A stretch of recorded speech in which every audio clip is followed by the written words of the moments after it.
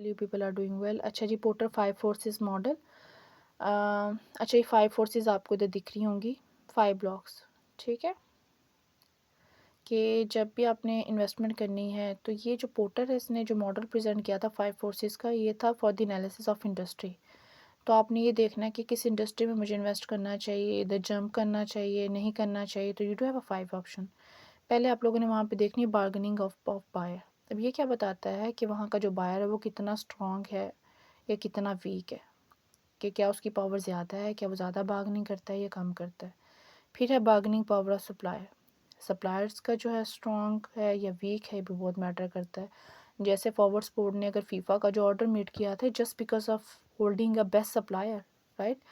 अगर सप्लायर्स के साथ अच्छे टर्म्स रिलेशनशिप नहीं होते तो can not meet the order. It's a big deal to having good terms with suppliers. तो आपने ये भी देखना होता है कि बार्गेनिंग पावर ऑफ सप्लायर ज़्यादा है कि नहीं, इधर the supplier you can control और नॉट। ठीक है, या आपके अफोर्डेबल हैं या आपकी कैपेसिटी में है कि नहीं है। तो जो बार्गेनिंग पावर ऑफ सप्लायर है, बिकॉज रॉ मटेरियल तो वहीं से आएगा और until unless you are not going to get the raw material आप फिनिश गुड बना ही नहीं सकते।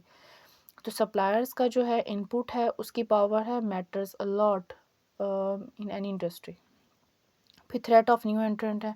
आपने ये देखना है कि यहाँ पे कितना ज़्यादा पोटेंशियल है कि न्यू कमर्स या न्यू एंट्रीज यहाँ पे हो रही है, राइट।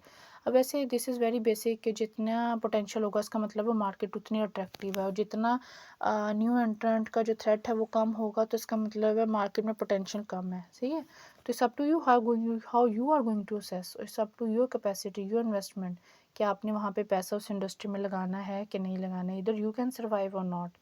फिर है थ्रेट ऑफ सब्सिट्यूट। आपको लगता है कि आप जो प्रोडक्ट बना रहे हो क्या इसको जल्दी से रेप्लिकास का बन सकता है, इसकी इस जैसे अल्टरनेटिव आ सकते हैं, तो कितना थ्रेट है, ज़्यादा है कम है, इधर इट कुड बी कंट्रोलेबल और नॉट, या आपकी प्रोडक्ट का यूनिक सेलिंग पॉइंट क्या है। यस, अगर आपको लगता है कि थ्रेट ऑफ सब्सिट्यूट बहुत ज़्यादा है बट आपकी प्रोडक्ट का unique selling point USP strong है, then industry is okay for you. ठीक है, फिर आपका थ्रेट उस तरह से रिड्यूस हो जाएगा। पर यहाँ पे भी आपने देखना है कि इधर थ्रेट ज़्यादा है, सब्सिट्यूट के आने के अल्टरनेटिव्स के ऑप्शन ज़्यादा हैं उस इंडस्ट्री में या कम है। फिर है लास्ट में सेकंड में देख रहे होगे राइवलरी अमंग कंपेटिटर्स। फिर आप देखते हो कि आपस में जितने भी जो हैं कंपनीज हैं या ब्रांड्स हैं उनका आपस में कंपटीशन कितना है, are they are very serious about their competition और दे आर रिलैक्स। ठीक है, तो राइवलरी भी जैसे सम हाउ कुछ इंडस्ट्रीज ऐसे होती हैं वहाँ पे बहुत ज़्यादा स्वेयर कंपटीशन होता है, it's very tough to survive in the industry, और लोग फिर अपने बिजनेसेस क्विट कर जाते हैं। तो सब टू यू, आपकी नेचर क्या है, आपका पोटेंशियल क्या है, आपके पास पैसे क्या है। एक बड़ी कॉमन सी लॉजिक है, there is more chances of more risk.